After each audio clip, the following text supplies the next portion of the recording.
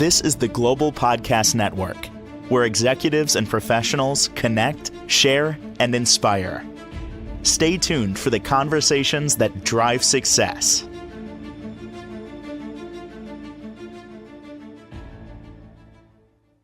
Welcome back, everybody. We're going to talk about something today that doesn't get talked about enough, and that is a condition known as hypermobility, especially in women.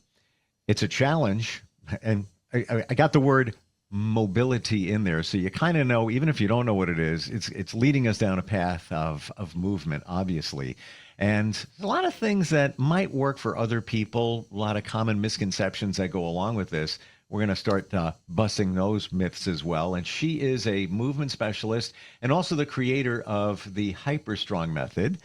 And she's back with us. Natalie Pendergrass is on the program. How are you doing today? I'm doing great. Thank you, Steve. Good to be back. Great to have you back here. Thank you for putting this on our radar. I would assume if you're dealing with it, then you know what it is. But are there women that have this condition and not even aware of it? Oh, yeah. That's what I was going to say. As soon as you said that, that if you have it, you probably know you have it. No, actually, so many people don't know that they have it. It is not talked about enough and only recently becoming more understood and recognized. And it's still so slow, like getting into the medical community and stuff so that we can actually get the support we need. In fact, just before we got on, I looked at my email and I had an email from somebody saying, I'm starting to think I'm hypermobile, and I didn't realize this. I've had other people mention it. And she even mentioned that she doesn't pass a Beighton score test, which we had talked a little bit about last week. There's this standardized test that goes through different joints of your body and asks you to see if you can hyperextend them to determine whether or not you're hypermobile, which is an okay test, but I don't think it's great because unfortunately a lot of doctors just take it at face value, not considering that, these women have lived lives and are at whatever age they are now and may have had arthritis set in or maybe stiff. For instance, my first time being evaluated, I was sent to a rheumatologist who said, well, let's see how far I forget if it was my thumb or my finger bends back. And it didn't move all that far. Well, he didn't ask about the fact that I'm a massage therapist for like 10 or 12 years at that point. I've been working all day. My fingers aren't as flexible as maybe they were when I was a kid. So, things change as you age. And that one indication does not mean I'm not hypermobile. Had he asked me to bend over and place my hands flat on the floor, I could do that. My elbows hyperextend, all sorts of other hyperextensions. But on that one criteria, he said, no, you don't have it. I'm like, that's crazy. So, it doesn't even make sense. And it's funny, I'm not, as far as I know, hypermobile, but I don't make an appointment with a chiropractor later today because I got little, things cropping up. You get older. Things happen. Yeah. To be expected, but, for them to judge you on one finger movement, ridiculous. How do you, for anybody that doesn't know, let's go to the basics for a second. How do you define hypermobile? Well, again, there are different criteria. And like, for instance, the National Institute of Health goes by the Beighton score. And then they will also ask if you have had like organ prolapse, bad scarring, herniations, because all of those have to do with connective tissue. So like when you have an injury, your connective tissue is what forms your scar tissue. So we don't scar well. Sometimes it takes a while to even heal. Oftentimes we are slower in healing, and even not just from an injury, but say from a workout. So when we work out, most people will be sore for maybe 1 to 2 days.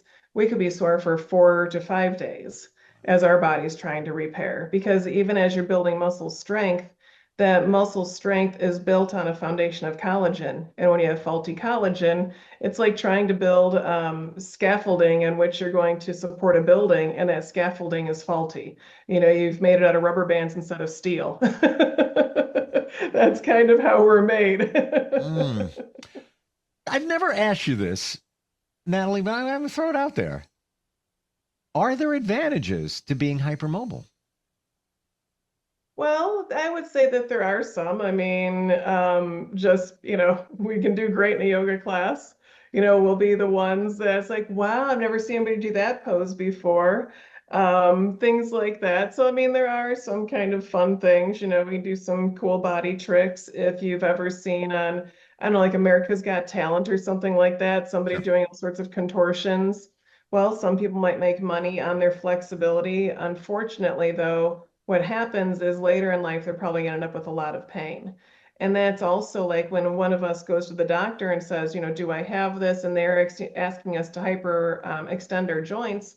All of that is injurious to the joints. So it's not something we should really be doing. And so it's like, if you think you might have it, check and stop doing Mm. it. It's like when I was younger, I could walk on my toes, like literally walk on my toes, like a cool trick, like Fred Flintstone. Yeah. But now as I get older, the bones aren't the same. I weigh more. Like you just said, just because you can doesn't mean you should. Because I am just seeing things how they could go real bad, real bad. Right.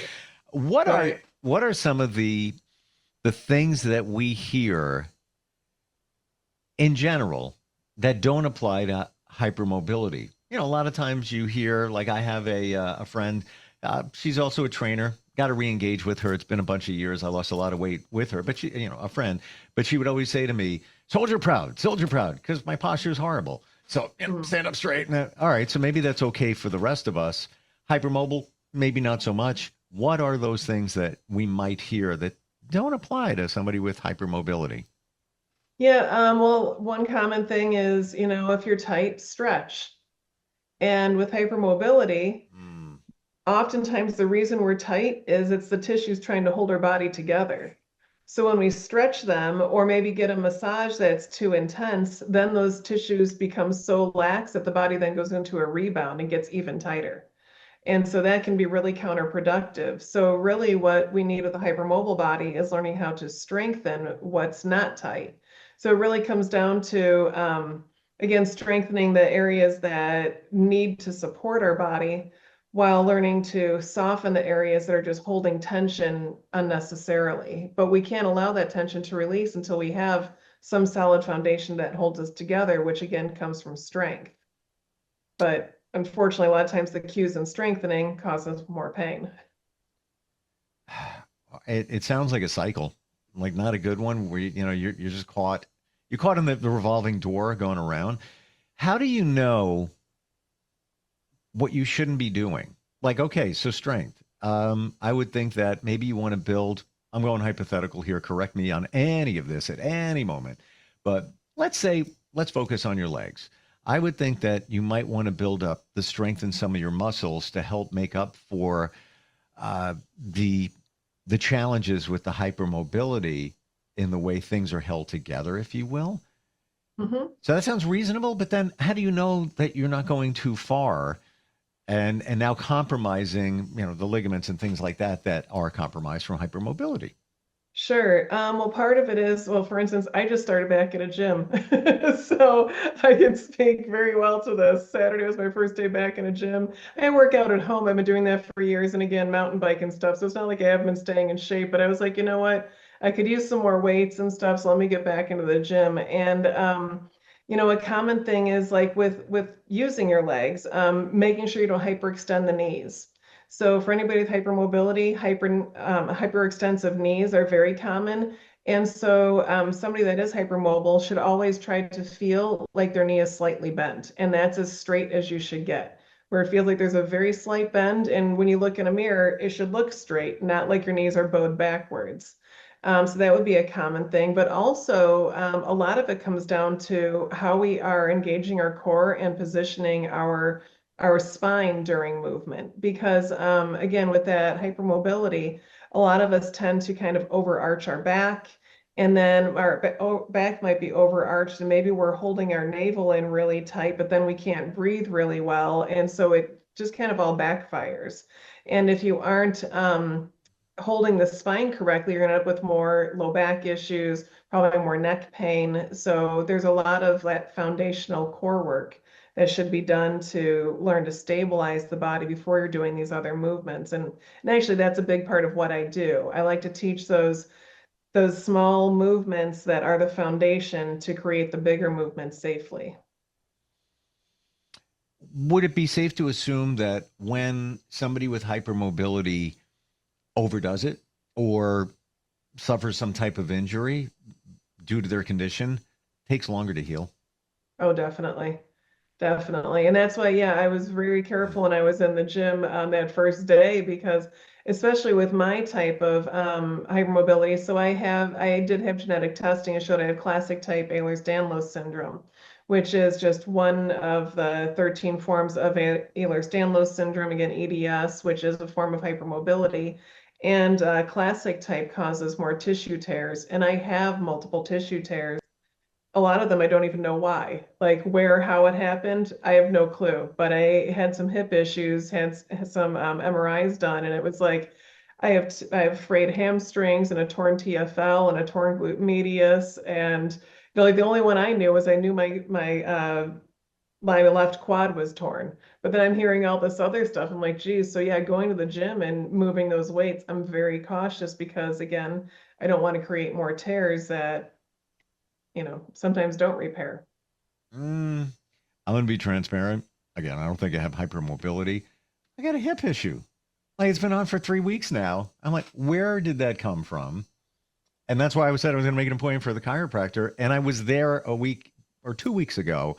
Um, and he says there's a muscle group, but it feels the same. It's not getting better. Like it's like after I walk around a while, it's fine. But getting out of a chair or like Uh, out of bed first thing in the morning, like you feel old. Like where did this come from? I believe I was doing stuff at the gym, extensions. Um, it's making me mad. I got to yeah, tell you. So, and that's nothing compared to what somebody might be dealing with hypermobility. So, wow, there's a lot going on there. Um, yeah.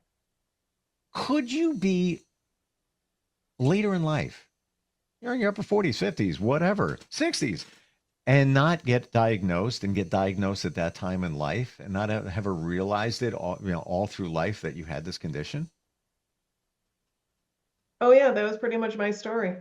Oh, Yeah, wow. I didn't know I had it my entire life, and my entire life I was dealing with a lot of allergies, a lot of digestive issues, which are also common comorbidities with connective tissue disorder. I was intentionally dislocating or partially dislocating my shoulders. Didn't know exactly what I was doing, but for entertainment purposes. And like we had talked about, my ankles would sometimes give out at random times. So I had all these things going on, but never was able to put the pieces together. In fact, this is kind of funny. Thankfully, we had Sesame Street when we were kids because I learned on Sesame Street before I went to my kindergarten pediatric exam what that would look like. And or maybe it was that or Mr. Rogers. One of them they went through like going to see the doctor. And I learned that they would do like the mallet against your knee to check your reflexes. Well, I don't have any of those. I legit have no reflexes like that. I've had doctors go like there's apparently one that's supposed to be in like your wrist, your elbow, your knees. I don't have any of them. So here I am for my kindergarten exam and the doctor keeps whacking my knee. Finally, I just kicked my leg because I'm like, okay, this is what's supposed to happen. And I'm like, this is what you're looking for. There, I'll do it. I didn't want to get in trouble with my mom for doing it wrong. So I just kicked my leg. We moved on. And now I know, had I not just kicked my leg and let her just keep hitting me, maybe somebody would have said, well, something's not right here. Oh my gosh. And not even just Sesame Street or Mr. Rogers. That's like every cartoon ever made, like Bugs Bunny at some one of the, hundreds of cartoons. There was the reflex test. One of Yeah. them was in there. Let's go basic here. What's actually going on? The mallet hits your leg. Where's the reflex coming from? And then why don't you have it? Sure. So what they're doing is they're striking a tendon, and because tendons are supposed to always have tension on them, you can imagine if you have a rubber band that's pulled tight between two objects, if you hit that rubber band, those objects are going to move because you just put more tension on that rubber band. But so even when my knee is bent and my leg is hanging and it should have extra tension because the knee is bent, there's still not enough tension throughout my tissues to cause that reflex. They can strike my tendon, it basically just wiggles. And so it does not cause that response. So yeah, that again, they do them in other places, and there's none of that response for me. So one place they were like, Well, as far as I can tell, you look healthy. Let me go confirm with my boss. I'm like, yes, confirm with your boss that I'm alive and I'm healthy enough to give you my blood. It's like with the rubber band, even as an adult, I did it when I was a kid. You take, rubber band and bing, bing, bing, bing, bing, bing. I could play like a little guitar notes, bing, bing, bing, bing, Yeah, bing, because there's tension. But yes, for somebody like yourself, that you just don't have that tension. Doesn't yeah, exist or doesn't exist to the same degree. Um, right. what are some of those other things that we hear that we should do that don't apply to hypermobility? Well, some general things that really don't work for almost anybody, to be quite honest. Like I see a lot of stuff on social media, to calm the nervous system, diaphragmatically breathe. Well, how do you diaphragmatically breathe? And I'll even see doctors say they're like, lay on the floor and put a pillow on your belly and push it out. That is not how to learn to diaphragmatically breathe. Your diaphragm does not push your belly out.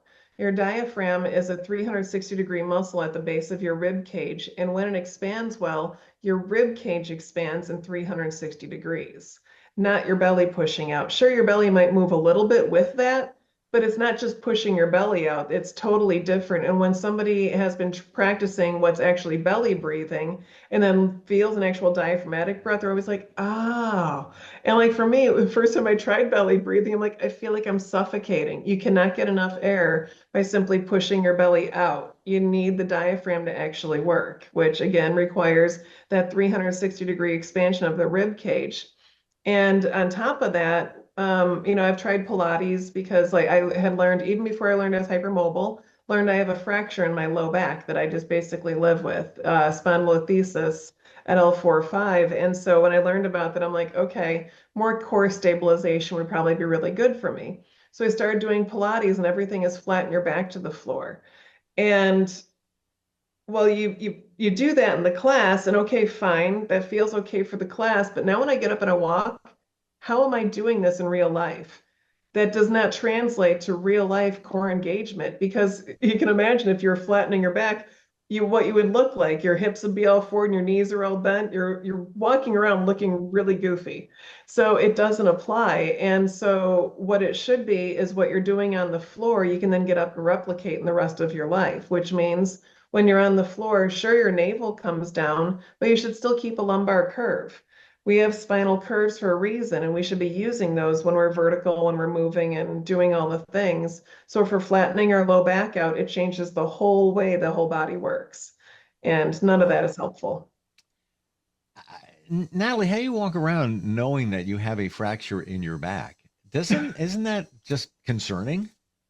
It is a little concerning, especially when I start feeling a shift around sometimes if I don't do enough core exercises. Sometimes, so it's at the lamina. So basically, you can imagine what a spine looks like, and you see those spinous processes, but toward the sides, it's almost like there's these wings that overlap to keep the spine in place.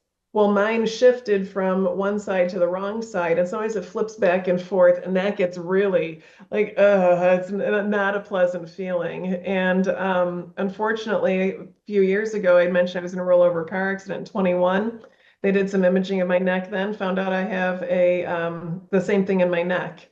So I have a fracture in my neck, fracture in my low back, but yet I managed to live on a daily basis with finally little to no pain, including in my neck where I had pain for over 40 years. So I Wow. almost feel like it's a miracle.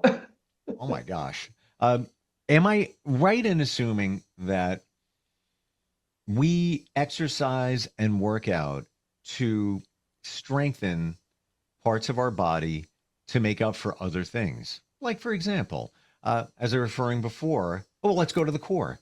We strengthen our core. Once you have a good core engaged, it helps other parts of your body so you don't get injured, like a back issue, whatever.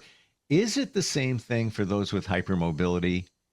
And if it is, it just needs to be strengthened even more? Hmm.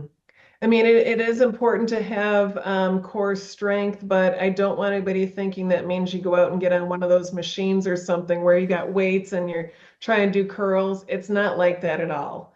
So any of the core work that I do, the spine actually is not moving. So, in a lot of things, again, they've got you curling and stuff like imagine sit-ups or crunches. That's not what I want anybody to be doing because, again, it then involves the neck. You end up with neck and head tension and jaw pain and all these other things, and it doesn't teach you how to move around in the world. So when I teach core engagement, it's stabilizing the spine on the floor, making sure that the two sides of the pelvis don't move, the two shoulder blades don't wobble, the spine is stable and unmoving while we move the limbs, which is how we want to move through the world. Our spine should be stable while our arms and legs do the movements and actions that they need to without our spine kind of wiggling back and forth and things popping out of place. And again, no stability there. That's where everything should move from. So we want that solid stability in the middle, and then everything else can move in a stronger, more supportive way from that. And that's also what allows our neck and head to then relax because it's not trying to have its own strength. The strength comes from the core. It seems to me that you really, I don't mean just you, but anybody with the condition really needs to know what they're doing or be instructed on the right way to do it. Even the rest of us, building up Yeah. core and things, there's certain stretches and things you should be or could be doing. If you're not doing them, you're not gaining the strength you should have. And then if you're doing them wrong, you could get injured. That said, this would be so much more important, impactful to be aware of what you should be doing correctly, right? Right, definitely. Yeah, it is so important to know how to move correctly. And what's funny is, like even like you said, somebody in a typical body, say at the gym, they're doing their exercises and maybe they've got a certain weight going, but they don't have the right form. You get them in the right form, and suddenly that weight has to go down because now they're Mm. actually using the muscle they were trying to use and not the rest of their body. Again, so often, I think you said you go to a gym, but you see people like they're curling this weight and their back is moving. And it's like, well, your back shouldn't be moving to do a bicep curl. Your back should be stable and just the bicep curling. They're arching their back to help bring up that weight more and stuff. And it's like, that's not helping anybody. But in a hypermobile body, they're just going to feel it worse and have worse issues from that. Where somebody with a stable body, they might have some discomfort, but they might be like, it's just workout soreness. And a couple days later, they're feeling okay. They move on, do it again. They say you go with your intuition. I know for a fact the hip pain that I got going on for 3 weeks now, I don't know how I did it, but I'm going to ride on what you just said, that my form wasn't right at the gym. I was doing extensions. I wasn't paying attention. I'm lifting up a plate, with one arm I can even feel just then, like there it is. I know it. I know it's all about the form. I hate to just use that cliche. Every trainer on the planet will say the same thing, but it's true. And even more so, I have to imagine if you're hypermobile. How can you support people, Natalie, that are dealing with this? Maybe even they suspect they might even have it, not officially diagnosed. How can you help them? Well, I have a few things. So, I have like different promotions going on. And so initially, a lot of people are just finding my account and then getting just a PDF document of some basic things they can try at home to maybe help not only calm the nervous system, which is really important too, because when you're holding excess tension, it's really hard to soften the neck, the face, the jaw, all these things. But so we want some nervous system regulation, but then also starts to teach how to get the core engaged correctly and breathe well. And beyond that, I do sell actually a 12-week program. I have a 12-week program that people can do, and they can take really as long with it as they want or need. But it builds that foundation so that, again, you learn from the basics, what should my head position be? Where can I find that ease in just being in my body, as opposed to always feeling tension. And then gradually build throughout the weeks, where by week 3 or 4, we're now learning to not only just diaphragmatically breathe, but how do we engage the core with the diaphragmatic breath? Because I always laugh, like when you go to these classes and they're like, no, breathe into your belly, but now bring your navel to your spine and hold it there while you work out, but don't forget to breathe. I'm like, don't you realize you're contradicting yourself? Like Wow. it's impossible to do. Like expand the belly, but hold the belly. Like keep breathing. I got to tell you, just that alone that we've talked about a few times today, what an eye opener. What an eye opener to what's going on and how this goes against some of the things that we're told, but especially goes against for when you're hypermobile. How do we connect with you, Natalie? You can find me at sacredspiriteducation.com or Natalie Pendergrass Coaching on the socials on Instagram and Facebook. Thank you for making us aware of this and also being there to support people that are dealing with it. I don't know anybody else on the planet doing this, so I appreciate that. Thank you for being here today. Lots more to talk about next time we get together. Yes, definitely. Thank you, Steve. Thank you. We'll be right back. This is the Global Podcast Network, where executives and professionals connect, share, and inspire. Stay tuned for the conversations that drive success.